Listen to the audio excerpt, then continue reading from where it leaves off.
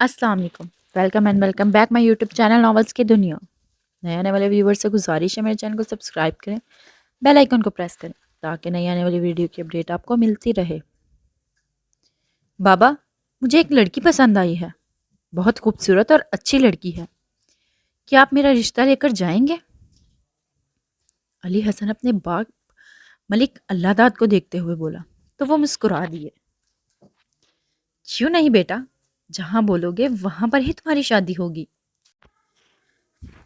बेफिक्र हो जाओ। मलिक अल्लाहदाद ने यह कहकर अपने बेटे को मुतमईन कर दिया था। और इस रात अली हसन की आंखों में बहुत सारे ख्वाब बुन डाले थे। वो कुछ सोचते हुए एक फैसले पर पहुंच गया। सुबह वो तस्लीम की क्लास के बाहर खड़ा था ताकि इससे बात कर सके। जूं ही वो क्लास से बाहर निकली तो अली हसन इधर खड़े देखकर एक दफा तो हैरान रह गई, क्योंकि इसने आज तक ऐसी कोई हरकत नहीं की थी। मैं आपसे कुछ बात करना चाहता हूँ। अली हसन तस्लीम को देखते हुए बोला। मुझसे क्यों बात करना चाहते हैं? तस्लीम एकदम तड़क कर बोली थी, क्योंकि इसे यूनिवर्सिटी में चक्कर चलाने वाले लड़के लड़कियां जहर लगते थे। देखें, मैंने ऐसी नामुनासिब बात तो की ही नहीं जो आप ऐसे गुस्सा कर रही हैं। अली हसन बड़े तहम्मुल और धीमे लहजे में बोला, जिस पर तस्लीम ने इसे ऊंचे लंबे खूबसूरत नौजवान को देखा जो अब इसके दिल में बस चुका था, लेकिन इसे अपनी इज्जत भी हद से ज्यादा अजीज थी। मैं आपसे किसी भी किस्म की कोई बात नहीं करना चाहती। ये कहकर वो अपना सर झटक कर आगे निकल गई और पीछे खड़ी फिरदौस ये सब सुन रही थी। आप बेफिक्र हो जाएं, मैं इसे समझाऊंगी कि वो आपकी बात सुन ले। फिरदौस हसन को देखकर तसल्ली अमेज अंदाज में बोली, क्योंकि ये लड़का इसे इंतहाई शरीफ लगता था। देखे, इनसे कहना कि मैं अपने बाबा को इनके घर रिश्ते के लिए भेजना चाह रहा हूँ। मैं कोई इस तरह के लड़कों में से नहीं हूँ जो कि यूनिवर्सिटी में चक्कर चलाने आते हैं। लेकिन आपकी दोस्त मुझे बड़ी अच्छी लगी है, इसलिए आप मेरा पैगाम इन तक पहुंचा दीजिएगा। मैं आइंदा इनका रास्ता नहीं रोकूंगा। अली हसन ये कहकर अपने डिपार्टमेंट की तरफ चला गया और फिर दोस्त ने अब तस्लीम की क्लास लेना शुरू कर दी। इस दिन के बाद अली हसन कभी इसके डिपार्टमेंट की तरफ नहीं आया था। तस्लीम की बेताब निगाहें इसे ढूंढती रही, लेकिन वो अब कभी भी इसकी राह में नहीं आया था। इधर मलिक दिलावर रोज किसी न किसी तरीके से तस्लीम का रास्ता रोकता था, जिस पर एक दिन तंग आकर तस्लीम ने इसके मुंह पर थप्पड़ जड़ दिया। फिर दोस्त को जब ये पता चला तो इसका दिल काफी टूटा था, क्योंकि वो मलिक दिलावर से मोहब्बत करने लगी थी। लेकिन इसकी असलियत जानकर अब वो इससे ज्यादा बात नहीं करती थी। मैं तुमसे शादी करना चाहता हूँ। मलिक दिलावर आज फिर इसके रास्ते में आ गया था। जब इसने दोस्ती के लिए हाँ नहीं की तो अब इसने शादी का झांसा देने की कोशिश की थी। लेकिन मैं तुम जैसे लफंगे से क्यों शादी करने लगी? वो इसे नफरत से देखते हुए बोले। मैं ऐश करवाऊंगा, एक दफा हाँ कह दो, पलकों पे बिठा के रखूंगा। और ये जो तुम्हारा संगे मरमर सर तराशा बदन है। अभी ये अल्फाज इसके मुंह में ही थे कि तस्लीम ने एक जबरदस्त किस्म का थप्पड़ इसके गाल पर दे मारा। लानत हो तुम पर घटिया इंसान, अब मेरी बर्दाश्त की हद खत्म हो गई है। वो ये कहकर वहां से चली गई, लेकिन मलिक दिलावर के दिल में इंतकाम और गुस्से की आग जल रही थी, जिसमें वो सबको जलाकर भस्म कर देना चाहता था। क्योंकि आज तक किसी लड़की ने इसी की ऐसे तौहीन नहीं की थी। ये थप्पड़ तुम्हें बड़ा महंगा पड़ेगा तस्लीम। ये सब कहते हुए इसके दिमाग में शैतानी मंसूबे आने लगा और घर आया तो राशिदा इसकी मुंतजिर थी। मैं कब से आपका इंतजार कर रही हूँ। बच्चे भी आपकी राह देख रहे थे। आप कहाँ चले गए थे? वो मलिक दिलावर की वास्कोट उतारते हुए बोली। किसी जरूरी काम से ही गया था। बच्चे सो गए हैं? वो इसे देखते हुए बोला। नहीं, अदन अभी तक जाग रहा है। वो दादा के पास खेल रहा है। वो मलिक दिलावर के पास बैठते हुए बोली तो वो चुप करके लेट गया। क्या बात है, आज कुछ परेशान लग रहे हैं? वो बड़ी लगावट से बोली। नहीं, कुछ नहीं, बस ऐसे ही थक गया हूं। ये कहते हुए मलिक दिलावर ने आंखें बंद कर ली اور تسلیم بیگم کا تھپڑ یاد آنے پر اس کی کن پٹیاں سلگ اٹھی تھی۔ تھوڑی دیر بعد راشدہ عدن کو لے کر کمرے میں آئی اور عدن کو ملک دلاور کے سینے پر لٹایا۔ پہلے تو وہ اسے دیکھ کر بڑا خوش ہوا تھا، لیکن آج اس نے کوئی خاص ری ایکشن نہ دیا۔ لگتا ہے آج آپ زیادہ ہی تھک گئے ہیں، یہ کہتے ہوئے راشدہ عدن کو اٹھا کر اپنی گود میں سلانے لگی۔ کچھ دنوں بعد فردوس اور تسلیم صبح صبح یونیورسٹی کے لیے نکلی، کیونکہ تھوڑے دن پہلے فردوس کے گھر والے تسلیم کے محلے میں کرائے کے مکان میں شفٹ ہوئے تھے، اس لیے اب وہ دونوں اکٹھی ہی یونیورسٹی آتی تھی۔ ایک گاڑی نے ان کا رستہ روکا اور دو آدمیوں نے تسلیم کو زبردستی پکڑ کر گاڑی میں ڈالا، جبکہ فردوس نے چیختے ہوئے سڑک کے دوسری سائڈ پر دوڑ لگا دی۔ ابھی وہ تھوڑی دور ہی گئی تھی کہ علی حسن جو اسی وقت یونیورسٹی سے آ رہا تھا فردوس کو ایسے گھبرائے ہوئے دیکھا تو اس نے اپنی گاڑی روک دی۔ وہ گاڑی سے نکل کر تیزی سے اس کی طرف لپکا۔ آپ کو کیا ہوا ہے؟ کیوں ایسے روڈ پر بھاگ رہی ہیں؟ وہ ایک دم سے فردوس کے آگے کھڑے ہوتے ہوئے بولا۔ تو علی حسن کو دیکھ کر وہ رونے لگ گئی۔ پلیز آپ رونا بند کریں، میری بات کا جواب دیں، وہ نرمی سے بولا۔ تو فردوس کو تھوڑی ڈھارس ہوئی۔ وہ ملک دلاور کے آدمی تسلیم کو لے گئے ہیں، وہ کتنے دنوں سے اسے دھمکیاں دے رہا تھا، یہ کہہ کر اس نے زاروں کی طرح رونا شروع کر دیا۔ تو علی حسن کو لگا کہ اس کا سانس بند ہو جائے گا، کیونکہ جس لڑکی کو اس نے پہروں سوچا تھا، جو اب خون بن کر اس کی رگوں میں دوڑنے لگی تھی، اس لڑکی پر اسی کے بھائی جو کہ شادی شدہ 3 بچوں کا باپ تھا، اس کی گندی نظر تھی۔ یہ سوچ کر اس کا فشار خون بلند ہوا تھا۔ اس نے غصے سے اپنے جبڑے بیچے اور اپنا رخ گاڑی کی طرف کیا۔ پلیز میں بھی آپ کے ساتھ جاؤں گی، مجھے اپنی دوست کو اس سے بچانا ہے، ہم پولیس اسٹیشن رپورٹ درج کروانے جاتے ہیں۔ وہ یہ کہتے ہوئے علی حسن کے پیچھے بھاگی تھی۔ رپورٹ درج کروانے کی ضرورت نہیں ہے، میں تسلیم کو لے کر آتا ہوں، یہ کہہ کر وہ گاڑی میں آ بیٹھا۔ پھر دوست بھی اس کی گاڑی میں اس کے ساتھ آ بیٹھی۔ اس نے تقریباً ملک دلاور کے ہر ٹھکانے کو چھان مارا تھا، لیکن اسے سمجھ نہیں آ رہی تھی کہ وہ تسلیم کو لے کر کہاں چلا گیا ہے۔ جوں جوں وقت گزرتا جا رہا تھا علی حسن کا اضطراب بڑھتا جا رہا تھا۔ جب تسلیم کو نامعلوم مقام پر لایا گیا تو وہ بے حد گھبرائی ہوئی تھی۔ تھوڑی دیر بعد ملک دلاور کمرے میں داخل ہوا۔ اس کو تو پہلے ہی اس پر شک تھا، اس نے ملک دلاور کو دیکھ کر نفرت سے منہ پھیر لیا تھا۔ جتنا سوچا تھا تم اس سے بھی زیادہ گھٹیا ہو، اگر تم آرام سے مان جاتی تو میں اتنا بڑا قدم کبھی نہ اٹھاتا۔ وہ تسلیم کے انتہائی قریب آ کر بولا۔ مجھ سے دور رہو، نہیں تو میں اپنے آپ کو کچھ کر لوں گی، لیکن تمہارے گھٹیا عزم میں تمہیں کامیاب نہیں ہونے دوں گی۔ تسلیم پر اعتماد لہجے میں بولی۔ تو ملک دلاور تو اش اش کر اٹھا۔ تم جتنی خوبصورت ہو اس سے بڑھ کر بہادر ہو، ایسے ہی تو نہیں ہم تم پر مر مٹے۔ وہ اس کا ہاتھ پکڑنے کے لیے آگے بڑھا، جو تسلیم نے بری طرح جھٹک دیا۔ چاہوں تو ابھی تمہاری عزت کے چیتھڑے اڑا سکتا ہوں، لیکن کیا ہے نا، پہلی دفعہ کسی لڑکی پر دل آیا ہے اور میں تمہیں ساری زندگی کے لیے اپنے پاس رکھنا چاہتا ہوں، اس لیے مولوی اور گواہان آتے ہی ہوں گے، تم نکاح کی تیاری کرو۔ وہ ایک گہری نظر ان کے خوبصورت چہرے پر ڈال کر کمرے سے باہر نکل گیا۔ تسلیم اپنی لاچاری پر پھوٹ پھوٹ کر رو دی۔ تھوڑی دیر بعد نکاح کے لیے مولوی اور گواہان باہر آ چکے تھے۔ تسلیم نے بے ساختہ خدا کو پکارا اور اسی وقت اس کے خیالوں میں علی حسن کا چہرہ گھوم گیا، وہ چہرہ جس کو اس نے پہروں بیٹھ کر سوچا تھا۔ اپنی بے بسی پر خدا سے گڑ گڑا کر دعائیں مانگنے لگی۔ اس وقت دوبارہ ملک دلاور کمرے میں داخل ہوا۔ اگر تم نے قبول ہے نہ کہا تو تمہارے ساتھ بہت کچھ ہو سکتا ہے تسلیم، کیونکہ تم میری دسترس میں ہو۔ شکر کرو میں تمہارے ساتھ نکاح کر رہا ہوں، نکاح کر لو یا میری رکھیل بن کر رہو، ملک دلاور صفاقی سے بولا۔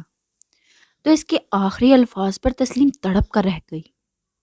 تمہیں خدا کا واسطہ مجھے چھوڑ دو، میں کسی اور سے محبت کرتی ہوں، تسلیم نے گڑ گڑاتے ہوئے کہا۔ لیکن ملک دلاور پر تو شیطان سوار تھا، اس پر کہاں اثر ہونے والا تھا؟ کون ہے وہ خوش قسمت جو تمہارے دل میں رہتا ہے؟ اپنے ہاتھوں سے اس کے اندر گولیاں اتاروں گا۔ ملک دلاور اس کا چہرہ مروڑتے ہوئے بولا۔ میں تمہیں کیوں بتاؤں؟ پہلے مجھے چھوڑنے کا وعدہ کرو۔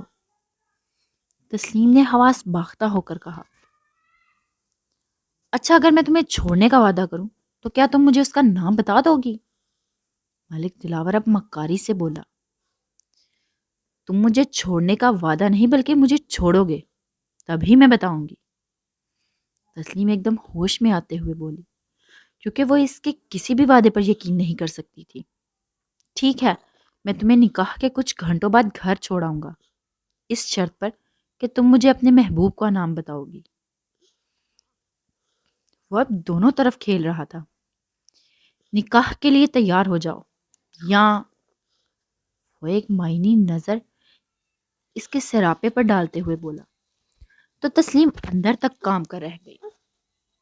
ملک علی حسن تسلیم کا پاگلوں کی طرح ڈھونڈ رہا تھا اور ملک دلاور کے ہر ٹکانے پر گیا تھا، لیکن اسے کوئی سراغ نہ مل سکا۔ اس نے کئی دفعہ ملک دلاور کو فون بھی کیا تھا، لیکن اس نے کسی کا بھی فون اٹینڈ نہ کیا۔ اس نے بخشو کو فون ملایا۔ بخشو، مجھے ابھی پتا کر کے بتاؤ کہ دلاور بھائی کدھر ہیں، جلدی۔ یہ کہہ کر اس نے فون بند کر دیا۔ تھوڑی دیر بعد بخشو کا فون آیا تو اس نے دلاور ملک ٹھکانے کا اسے بتا دیا، کیونکہ ملک دلاور کا خاص بندہ بخشو کا غزن تھا، اسی لیے اس نے باتوں ہی باتوں میں اس سے اگلوا لیا تھا کہ وہ کدھر ہے۔ فردوس بھی اپنی دوست کی محبت میں علی حسن کے ساتھ خوار ہو رہی تھی۔ علی حسن نے ایک لمحہ بھی ضائع کیے بغیر گاڑی کا رخ بخشو کے بتائے ہوئے پتے پر کر دیا۔ مولوی نکاح پڑھانے کے لیے کمرے میں آیا تو تسلیم نے دل ہی دل میں اپنی عزت بچانے کے لیے نکاح کرنے کا فیصلہ کر لیا تھا۔ اسی وقت ڈیرے پر ملک علی حسن کی آمد نے ہلچل مچا دی تھی۔ حسن، تم یہاں کیسے؟ ملک دلاور کے ہونٹوں پر اب یہ الفاظ ہیں کہ علی حسن نے آگے بڑھ کر اپنے بڑے بھائی کے گریبان پکڑ لیا۔ آپ کی ہمت کیسے ہوئی اس لڑکی کو اغوا کرنے کی؟ وہ گرجدار آواز میں دھاڑتے ہوئے بولا تو ملک دلاور اپنے سلجھے اور دھیمے مزاج کے بھائی کو اس قدر غصے میں دیکھ کر ششدر ہی رہ گیا تھا۔ تسلیم کو ملک علی حسن کو اپنے سامنے دیکھ کر معجزوں پر یقین آ گیا تھا۔ کیا خدا ایسے بھی دعا قبول کرتا ہے جیسے اس نے ابھی کی تھی؟ پھر دوست نے آگے بڑھ کر تسلیم کو اپنے گلے سے لگا لیا۔ حسن، تم پاگل ہو گئے ہو؟ میں اس لڑکی سے نکاح کرنے لگا ہوں، کوئی گناہ تو نہیں کر رہا۔ میں اس سے محبت کرتا ہوں اور یہ بھی مجھ سے محبت کرتی ہے، تمہیں کیا مسئلہ ہے؟ ملک دلاور نے بڑی دیدہ دلیری سے جھوٹ بولا۔ ایک دم تسلیم آگے بڑھی۔ بڑا شوق تھا نا تمہیں میرا محبوب دیکھنے کا، یہ سامنے ہی تو کھڑا ہے۔ تسلیم نے یہ کہہ کر ملک دلاور کے سر پر بم پھوڑ دیا تھا، جبکہ علی حسن بھی ہونکوں کی طرح تسلیم کو دیکھنے لگ گیا۔ پھر کچھ سوچتے ہوئے آگے بڑھا، لیکن ملک دلاور نے اس کا بازو بڑی زور سے تھاما۔ حسن، یہاں سے نکل جاؤ، میں اس لڑکی کو کسی بھی قیمت پر نہیں چھوڑ سکتا۔ ملک دلاور کے دماغ پر تسلیم اتنی سوار تھی کہ اس کو یہ بھی نظر نہ آیا کہ اس کے سامنے اس کا چھوٹا اور لاڈلا بھائی کھڑا ہے۔ کچھ سوچتے ہوئے ملک علی حسن نے بڑے بھائی کو گھسیٹ کر دوسرے کمرے میں بند کر دیا۔ ملک دلاور کے آدمی خاموش تماشائی بنے ہوئے تھے، کیونکہ ان کو کچھ سمجھ نہیں آ رہی تھی وہ کس بھائی کا ساتھ دیں۔ جبکہ ملک دلاور کمرے میں بند شور مچا رہا تھا، اس کا ایک آدمی آگے بڑھا تو علی حسن بھی غصے سے اسے آگے بڑھا۔ اگر کسی نے بھی دروازہ کھولنے کی کوشش کی تو میں گولی سے اڑا دوں گا، وہ غصے سے دھاڑتے ہوئے بولا۔ پھر مولوی صاحب کی طرف بڑھا۔ مولوی صاحب، نکاح پڑھائیں۔ وہ ایک دم سے ایک فیصلے پر پہنچ کر مولوی کی طرف دیکھ کر بولا تو سب نفوس حیران ہو گئے۔ میری طرف ایسے کیا دیکھ رہے ہو؟ میں آپ کو کہہ رہا ہوں میرا نکاح اس لڑکی سے پڑھائیں۔ ملک علی حسن اپنے اندر کے اشتعال کو دباتے ہوئے بولا، چونکہ اس سے یہ بات ہضم نہیں ہو رہی تھی کہ اس کا بڑا بھائی اتنا گھٹیا بھی ہو سکتا ہے۔ میں آپ سے کچھ بات کرنا چاہتی ہوں۔ تسلیم ایک دم ہی علی حسن کے قریب آ کر بولی، جو بھی بات ہوگی نکاح کے بعد ہوگی۔ علی حسن اٹل لہجے میں بولا تو تسلیم چپ کر کے بیٹھ گئی۔ پھر تھوڑی دیر بعد دونوں کا نکاح ہو گیا تو اس نے جا کر ملک دلاور کے کمرے کا دروازہ کھول دیا۔ دلاور بھائی، ابھی آپ کی بھابھی ہے، اگر اب آپ نے اس پر گندی نظر ڈالنے کی کوشش بھی کی تو میں آپ کی آنکھیں بھی نکال سکتا ہوں۔ میں یہ بھی بھول جاؤں گا کہ آپ میرے بڑے بھائی ہیں۔ مالک علی حسن بڑے دھیمے لہجے میں بولا تو ملک دلاور نے بھی اس کے منہ پر کھینچ کر تھپڑ مارا۔ میں آپ کا لحاظ کر رہا ہوں، اس انسان پر ابھی شیطان سوار ہے۔ تم سب آؤ اور اسے حویلی چھوڑ کر آؤ، بابا کے سامنے بات ہوگی۔ یہ کہہ کر وہ تسلیم کا ہاتھ پکڑ کر گاڑی میں بیٹھ گیا۔ ملک دلاور نے فردوس کو خشمگین نگاہوں سے گھورا۔ تمہیں تو میں نہیں چھوڑوں گا لڑکی، تمہیں میرے ہاتھوں سے کوئی نہیں بچا سکتا۔ وہ فردوس کو دیکھ کر دھاڑتے ہوئے بولا، تم ایک گھٹیا انسان ہو، تمہاری شکل دیکھ کر ایسا نہیں لگتا کہ تم اس حد تک گر جاؤ گے۔ وہ یہ کہہ کر ملک علی حسن کی گاڑی میں آ بیٹھی۔ تسلیم ہچکیوں سے رو رہی تھی۔ رستے میں علی حسن نے ایک جگہ گاڑی کھڑی کی اور بڑے پیار سے تسلیم کا ہاتھ پکڑا۔ تم مجھ پر آنکھیں بند کر کے اعتماد کر سکتی ہو تسلیم، میں تمہارے گھر باقاعدہ رشتہ بھیجوں گا اور بڑی عزت سے حویلی لے کر آؤں گا۔ میں نے تو تمہیں سوچتے ہوئے بھی بڑی پاکیزگی سے سوچا ہے۔ تم نے آج مجھے میرا محبوب کہہ کر معطر کر دیا ہے۔ میں یہ احسان تمہارا ساری زندگی نہیں بھولوں گا۔ وہ اس کا ہاتھ پکڑ کر بڑے پیار سے اور تسلی سے اسے سمجھاتے ہوئے بولا تو تسلیم کے آنسو ایک دم رک گئے۔ اب رونا نہیں، اپنے گھر کا پتہ بتاؤ، میں تمہیں گھر چھوڑ آتا ہوں۔ یہ کہہ کر اس نے گاڑی سٹارٹ کر دی۔ تسلیم نے اسے گھر کا پتہ بتایا۔ اس نے اسے گھر سے تھوڑی دور ہی گاڑی روکنے کا بولا۔ پھر دوست میری بہن، میں آپ کا بھی احسان ساری زندگی نہیں بھولوں گا۔ اگر آج آپ مجھے رستے میں نہ ملتی، نہ بتاتی، تو میں خالی دامن رہ جاتا۔ وہ اب پھر دوست کو دیکھ کر متشکر لہجے میں بولا، اس میں شکریہ ادا کرنے والی کون سی بات ہے بھائی؟ تسلیم میں میری جان بسی ہے، مگر آج اس کے ساتھ کچھ غلط ہو جاتا تو میں اپنے آپ کو کبھی معاف نہ کر پاتی۔ میں باہر کھڑی ہو کر تھوڑی دیر انتظار کر لیتی ہوں، آپ دونوں میاں بیوی کچھ بات کر لیں۔ پھر دوست نے اس کو ہلکا سا چھیڑتے ہوئے ماحول کو خوشگوار کر دیا تھا۔ اس کی بات پر تسلیم کے چہرے پر بہت خوبصورت رنگ آ کر ٹھہر گئے تھے، جن کو علی حسن نے بڑے پیار سے دیکھا تھا۔ اچھا میں چلتی ہوں، تسلیم نے یہ کہہ کر دروازہ کھولنے لگی تو علی حسن نے اس کے ہاتھ پر اپنا ہاتھ رکھ دیا۔ پورے حقوق اپنے نام کروا چکا ہوں، تھوڑی دیر اس خوبصورت چہرے کو تو دیکھ لینے دو۔ یہ کہہ کر دونوں ہاتھوں میں اس کا چہرہ اوپر اٹھایا تو تسلیم تو شرم سے سرخ ہی پڑ گئی تھی۔ بابا کو جلد ہی بھیجوں، اب تو اس کے چہرے کو دیکھنے کے بغیر نیند ہی نہیں آئے گی۔ یہ کہہ کر اس نے اس کا چہرہ چھوڑ دیا۔ تسلیم جلدی جلدی دروازہ کھول کر باہر نکل گئی۔ اس کے اتنی جلدی کرنے پر ملک علی حسن کے چہرے پر ایک خوبصورت مسکراہٹ آ کر دوڑ گئی۔ حویلی میں تو اس بات کی وجہ سے کوہرام مچ گیا تھا۔ ملک اللہ داد نے ملک دلاور کو اس بات پر کافی کچھ سنایا تھا۔ ملک دلاور تسلیم کے اپنے ہاتھ سے نکل جانے پر خون کے گھونٹ پی کر رہ گیا تھا۔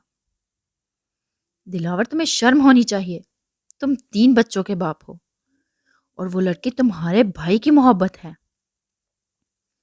ملک اللہ داد غصے سے گرجتے ہوئے بولا، راستہ کا بھی واویلا ختم نہیں ہو رہا تھا۔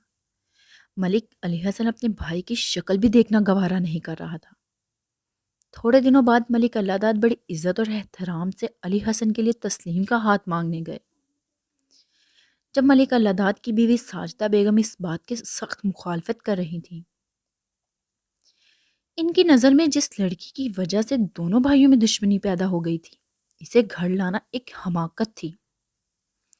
لیکن ملک اللہ داد نے اپنی بیوی کی کوئی بات نہ سنی اور اسے زبردستی اپنے ساتھ لے گئے۔ تو تسلیم کے والدین نے سوچنے کے لیے کچھ دن مانگے اور پھر ہاں کر دی، کیونکہ ملک علی حسن ہر لحاظ سے ایک اچھا انسان تھا۔ انہوں نے تسلیم سے بھی مرضی پوچھی تو اس نے ہاں کہہ دی۔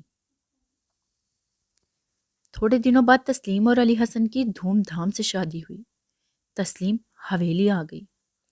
راستہ بھی ایک خوبصورت عورت تھی، لیکن جب اس نے تسلیم کا حسن دیکھا تو اس نے پہلے دن ہی تسلیم کے ساتھ ایک بھیڑ سا باندھ لیا تھا، جبکہ ساجدہ بیگم بھی اسے کچھ اچھا نہیں سمجھ رہی تھی۔ دونوں ساس اور بہو نے تسلیم سے خدا واسطے کا بیر باندھ لیا تھا، جبکہ ملک علی حسن نے تسلیم کو اتنا پیار اور اعتماد دیا کہ تسلیم اپنے آپ کو دنیا کی خوش قسمت ترین لڑکی سمجھنے لگی۔ لیکن حویلی کا ماحول اس کو اچھا نہیں لگتا تھا، کیونکہ ملک دلاور اور راشدہ اور اس کی ساس کا رویہ عجیب و غریب تھا۔ بعض دفعہ دونوں ساس بہو اس کی بہت زیادہ توہین کر دیتی تھی، لیکن تسلیم صرف اپنے شوہر علی حسن کے لیے چپ کر جاتی تھی۔ ایک دن ملک دلاور نے شراب پی رکھی تھی اور ملک علی حسن اس دن حویلی میں موجود نہیں تھا۔ ملک دلاور نشے میں دھت تسلیم کے کمرے میں گھس گیا اور اس کے ساتھ دستے درازی کرنے لگا۔ بخشو نے ملک دلاور کو تسلیم کے کمرے میں جاتے دیکھا تو وہ بھاگ کر ملک اللہ داد کے پاس بتانے آیا۔ ملک اللہ داد نے ایک منٹ بھی ضائع کیے بغیر دوڑ لگا دی اور زندگی میں پہلی دفعہ انہیں ملک دلاور کی اچھی خاصی پٹائی کر دی تھی۔ پھر وہ اسے گھسیٹتے ہوئے اس کے کمرے میں لے کر گئے۔ راستہ، اپنے شوہر پر نظر رکھو، یہ میرے ہاتھوں مر جائے گا۔ ملک اللہ داد غصے سے ہانپ رہے تھے۔ تسلیم کو لگا کہ حویلی میں اس کی عزت محفوظ نہیں ہے۔ وہ ہچکیوں سے رو رہی تھی۔ اسی وقت علی حسن کمرے میں داخل ہوا تو وہ بھاگ کر اس سے لپٹ گئی۔ وہ ہونکوں کی طرح تسلیم کو دیکھنے لگا۔ وہ اس قدر سخت کیوں؟ وہ رو رہی تھی۔ کچھ بتاؤ گی کیا ہوا ہے، ایسے کیوں رو رہی ہو؟ اس کا چہرہ صاف کرتے ہوئے بولا تو وہ ہچکیوں کے درمیان اس نے ملک دلاور کے بارے میں سب کچھ بتا دیا۔ ملک علی حسن کو اپنے اوپر اب قابو پانا بہت مشکل ہو گیا تھا۔ وہ اپنی گن لے کر ملک دلاور کے کمرے کی طرف بڑھا، لیکن کمرے تک پہنچنے سے پہلے ہی ملک اللہ داد اس کے راستے میں آ گئے۔ خدا کا واسطہ ہے بیٹا، اپنے اوپر قابو رکھو، کل وہ حویلی میں نظر نہیں آئے گا۔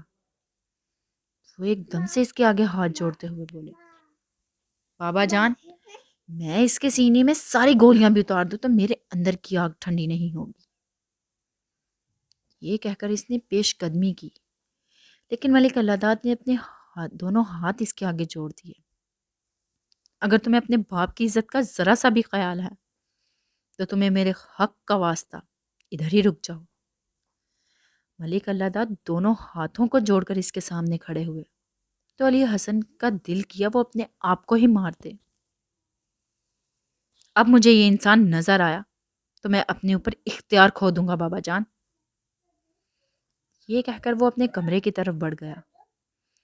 جب ملک اللہ داد نے ملک دلاور کو حویلی چھوڑنے کا کہا تو اس نے آسمان سر پر اٹھا لیا، جبکہ دوسری طرف ساجدہ بیگم نے بھی اپنا مطالبہ آگے رکھ دیا تھا۔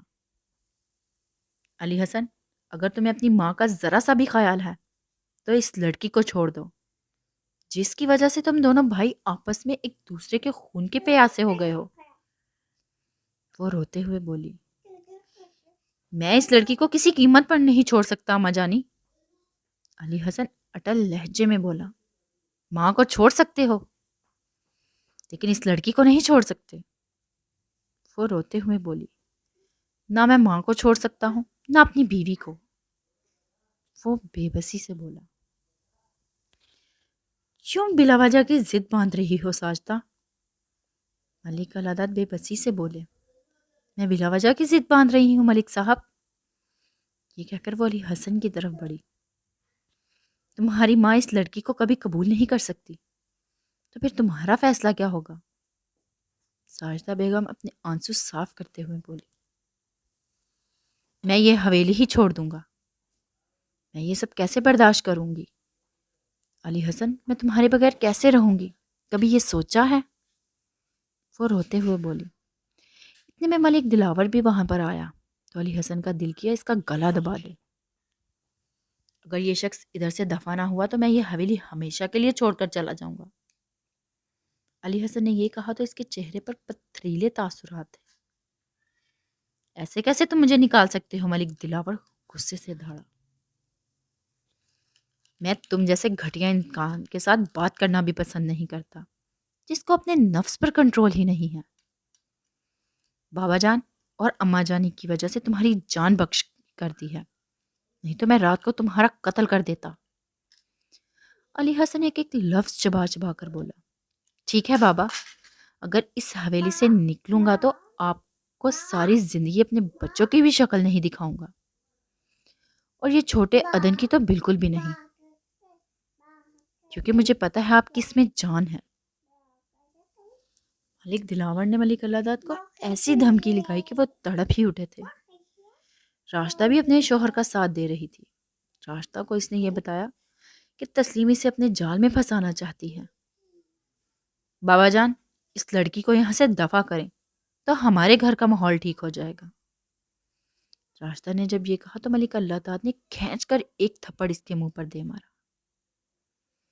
اب اگر اس لڑکی کے بارے میں کچھ ایسا ویسا بولا تو میں بھول جاؤں گا تم میری بھتیجی بھی ہو۔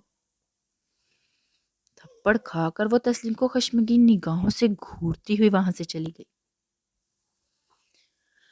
بابا جان، آپ کو پریشان ہونے کی ضرورت نہیں ہے، میں تسلیم کو یہاں سے لے کر چلا جاتا ہوں۔ مجھے پتا ہے کہ بچوں میں آپ کی جان ہے۔ یہ کہہ کر وہ اپنے کمرے میں چلا گیا اور تسلیم کو تیاری کرنے کا بولا، جبکہ ساجدہ بیگم دھاڑے مار مار کر رونے لگ گئی۔ ساجدہ بیگم نے علی حسن کو بہت سمجھانے کی کوشش کی، لیکن وہ اپنی ضد پر اڑا ہوا تھا۔ پھر اسی دن ان حویلی نے دونوں نے حویلی چھوڑ دی تھی۔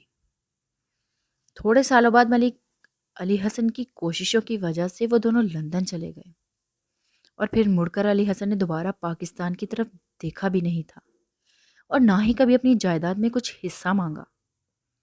دوسری طرف فردوس کو ملک دلاور نے اغوا کر لیا تھا۔ تمہاری وجہ سے تسلیم آج میرے پاس نہیں ہے، تم بھی ساری زندگی بسنے کے لیے ترسو گی فردوس۔ یہ کہہ کر وہ اس کی طرف بڑھا تو فردوس اس کی منتیں کرنے لگی، وہ اس کی عزت خراب نہ کرے، لیکن ملک دلاور پر اس وقت شیطان سوار تھا۔ اس نے فردوس کو پامال کر ڈالا۔ دلاور، تمہیں خدا کا واسطہ ہے، مجھ سے نکاح کر لو۔ وہ رو رو کر اس کے آگے گڑ گڑا رہی تھی۔ تمہیں تو میں نے ایسے ہی حاصل کر لیا ہے فردوس، مجھے تمہارے ساتھ نکاح کرنے کی کیا ضرورت ہے؟ وہ اس کی طرف حقارت بھری نظروں سے دیکھتے ہوئے بولا۔ وہ اسے ایسے ہی گھر چھوڑ آیا تھا۔ فردوس کی ماں کو جب پتا چلا، وہ تو جیتے جی ہی مر گئی تھی۔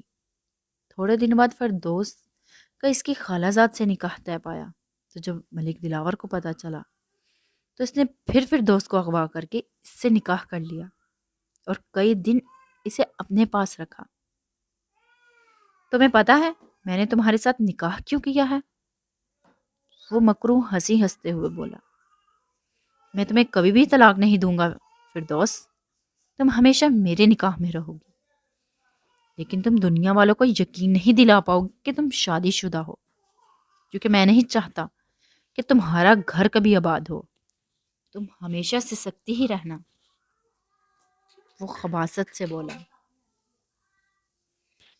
خدا کا واسطہ ہے دلاور، میرے ساتھ ایسا مت کرو، اگر نکاح کیا ہے تو دنیا کے سامنے یہ تسلیم کر لو، میں تم سے کچھ بھی مطالبہ نہیں کروں گی، بے شک تم پیچھے مڑ کر بھی نہ دیکھنا، لیکن ایک دفعہ میرے گھر آ کر یہ بات تسلیم کر لو کہ میں تمہارے نکاح میں ہوں۔ اتنے دن میں تمہارے پاس رہی، تھوڑا بہت ترس تو تم کھا سکتے ہو، لیکن زندگی میں میرے سامنے کبھی مت آنا۔ میں صرف تمہارے گھر والوں کو یہ بولوں گا کہ اس نے میرے ساتھ بھاگ کر نکاح کیا ہے، باقی میں کسی کے سامنے تسلیم نہیں کروں گا، اور نہ ہی میری زندگی میں تم جیسی لڑکی کی جگہ ہے۔ وہ فردوس کی توہین پر توہین کیے جا رہا تھا اور وہ مجبوراً چپ تھی۔ جب اس کا فردوس سے دل بھر گیا تو وہ اسے اس کے گھر چھوڑایا اور اس کے گھر والوں کو یہ بتا کر فردوس نے اس سے بھاگ کر نکاح کیا ہے۔ اس بات کا نتیجہ یہ نکلا کہ فردوس کی عزت اپنے ہی گھر میں دو کوڑی کی رہ گئی۔ اس کے دونوں بھائیوں نے اس سے منہ پھیر لیا تھا اور ماں نے ہر وقت اس کے غم میں تڑپ تڑپ کر جان دے دی تھی۔ انہی دنوں فردوس کو پتا چلا کہ وہ ماں بننے والی ہے تو اس کے سر پر گویا آسمان گر گیا تھا۔ اس نے ملک دلاور سے ملنے کی بہت کوشش کی، جب بھی وہ جاتی تو ملازمہ کوئی نہ کوئی بہانہ لگا دیتی۔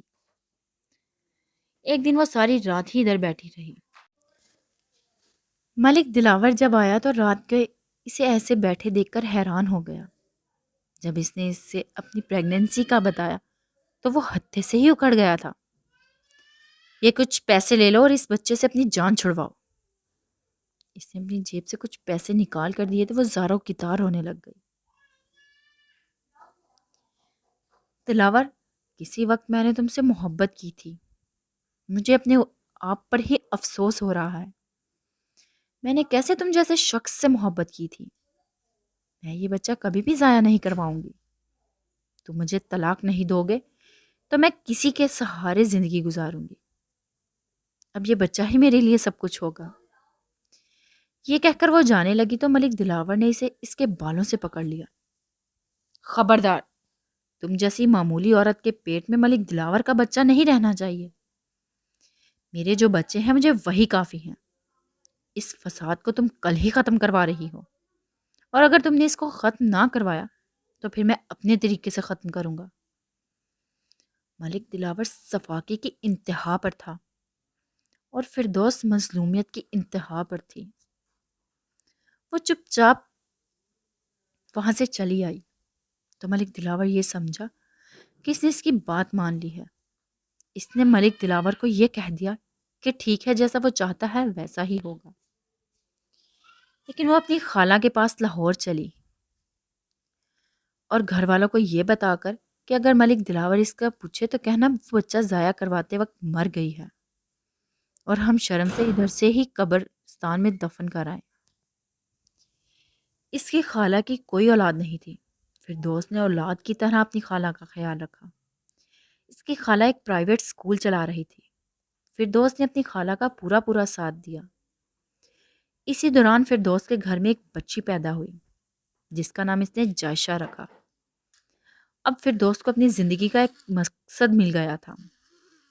تسلیم نے کئی دفعہ فردوس سے رابطہ کرنے کی کوشش کی، لیکن فردوس اس شہر میں ہوتی تو کوئی جواب ملتا۔ اس کے گھر والوں نے تسلیم کو یہ کہہ دیا کہ فردوس مر چکی ہے۔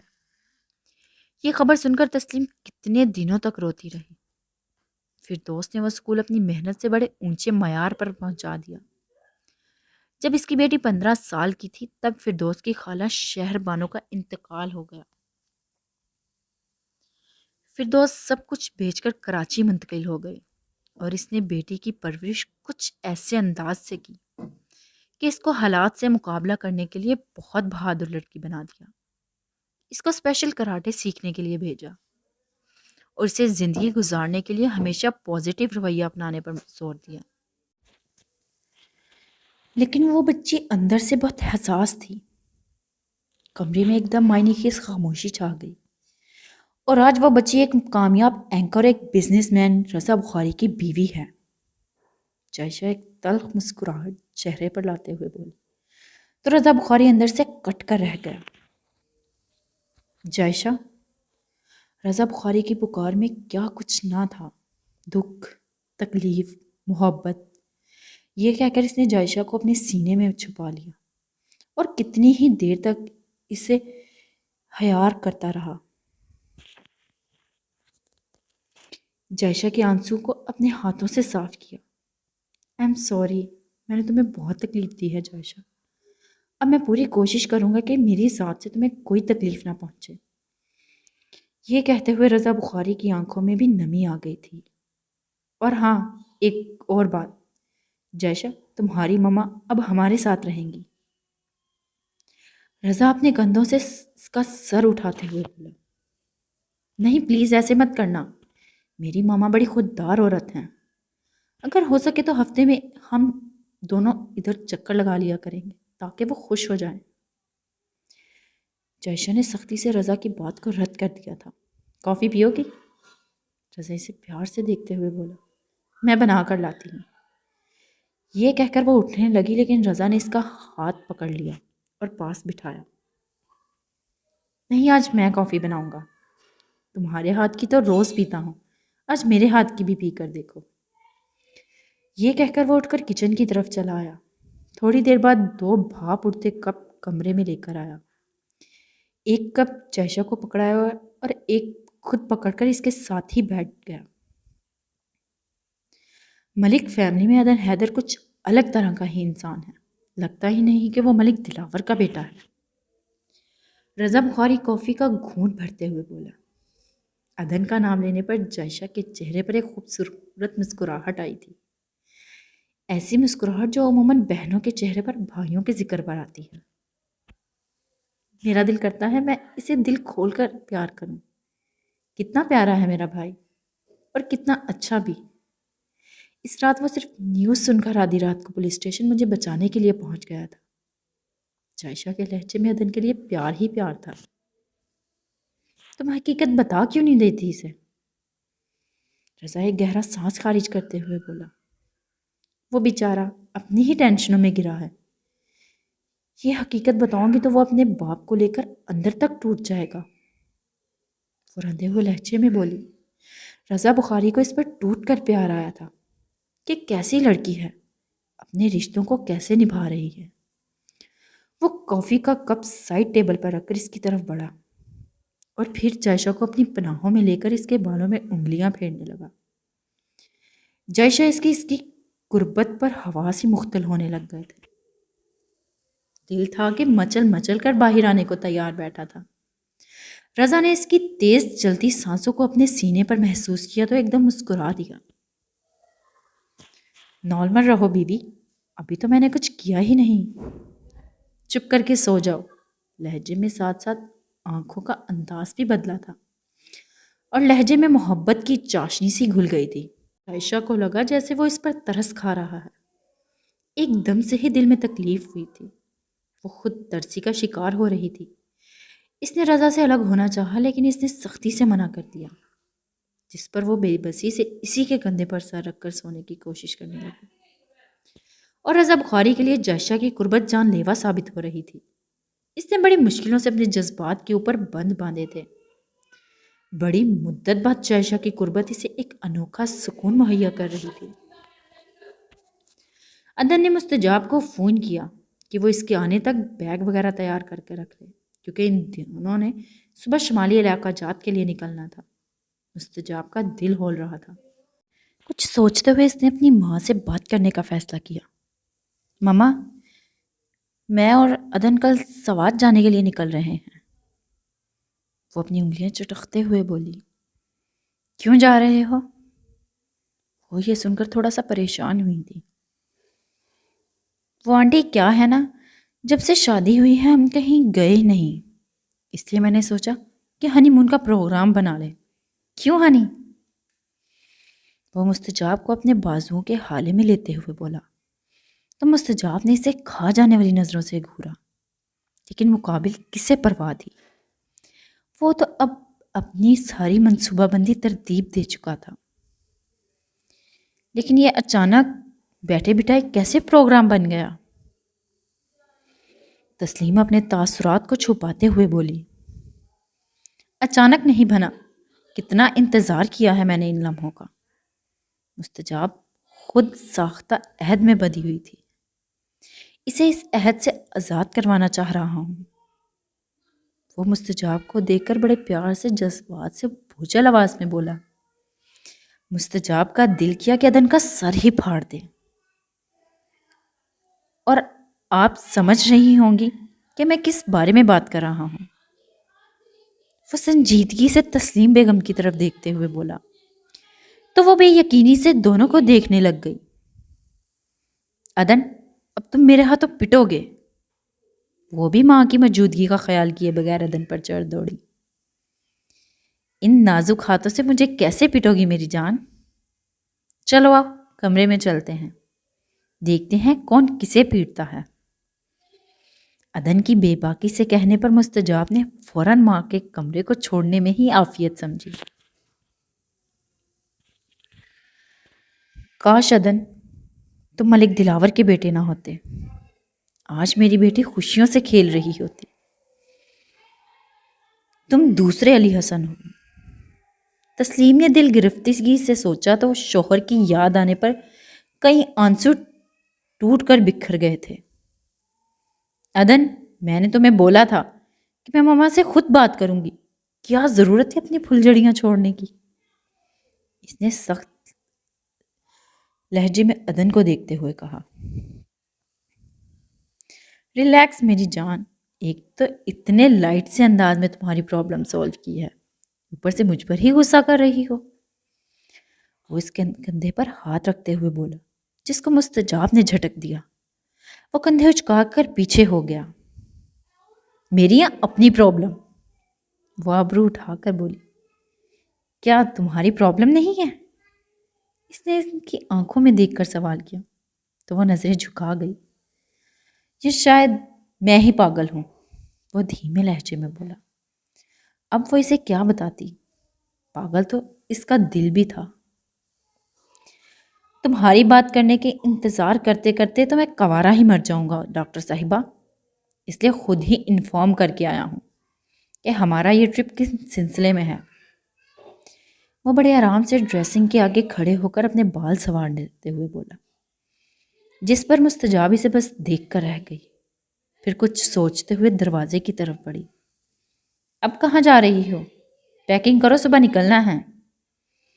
وہ وارڈروب کی طرف بڑھتے ہوئے بولا کیونکہ اسے پتا تھا اس نے پیکنگ نہیں کی ہوگی. پروگرام بنایا ہے تو پیکنگ بھی خود کر لو، میں ذرا مما کے پاس جا رہی ہوں، اب پیچھے مت آنا. یہ کہہ کر وہ دروازہ کھول کر کمرے سے باہر نکل گئی. وہ ماں کے کمرے میں آئی تو وہ عشاء کی نماز ادا کر کے دعا مانگ رہی تھی. وہ آ کر ان کے بیڈ پر بیٹھ گئی اور تسلیم کی دعا ختم ہونے کا انتظار کرنے لگی. دعا ختم کر کے وہ مستجاب کے پاس ہی بیٹھ گئی. کیوں پریشان ہو؟ وہ اس کا چہرہ اپنے ہاتھوں سے اوپر اٹھا کر بولی. ماما میں وہ بات کرنے سے تھوڑا ہچکچا رہی تھی. میری قسم سے خود کو آزاد کروانا چاہ رہی ہو مستجاب؟ میں سب سمجھ رہی ہوں. ادن جیسا انسان خوش قسمت لڑکیوں کو ملتا ہے اور تم ان میں سے ایک ہو، لیکن اس کا باپ اور اس کی ماں بالکل بھی اس کے الٹ ہیں. تمہیں ادن کے ساتھ ایک خوشگوار زندگی گزارنے کے لیے ادن کو یہاں سے نکالنا پڑے گا، یعنی اس ملک سے. سمجھ رہی ہو نا میری بات؟ وہ اسے پیار سے دیکھتے ہوئے بولی. آپ کے کہنے کا مطلب ہے ہم یہ ملک چھوڑ دیں؟ وہ اب اپنی ماں کے چہرے کی طرف دیکھتے ہوئے بولی تو اس نے اس بات میں سر ہلا دیا. پتہ نہیں ادن اس بات پر راضی ہوگا کہ نہیں. وہ شش و پنج میں مبتلا تھی. وہ تم سے محبت کرتا ہے مستجاب، اور اسے تمہاری یہ بات ماننی پڑے گی. یہاں پر تم دونوں کا مستقبل محفوظ نہیں ہے کیونکہ تم دونوں ہی ملک دلاور کو نہیں جانتے جتنا میں جانتی ہوں.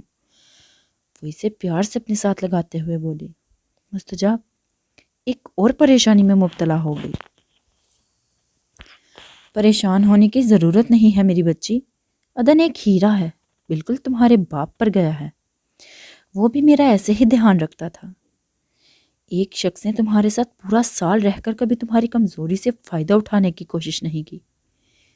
اس بات نے مجھے ادن کا گرویدہ کر دیا ہے. اس انسان کو اپنے نفس پر کتنا قابو حاصل ہے. تم آرام سے اس کے ساتھ کل جاؤ، پھر کوئی موقع دیکھ کر اس سلسلے میں اس سے بات کر لینا. مجھے امید ہے وہ تمہاری بات مان لے گا. تسلیم تو بڑی پر امید نظر آ رہی تھی، لیکن مستجاب کو پتا تھا کہ وہ اس کی یہ بات پتہ نہیں مانے گا کہ نہیں۔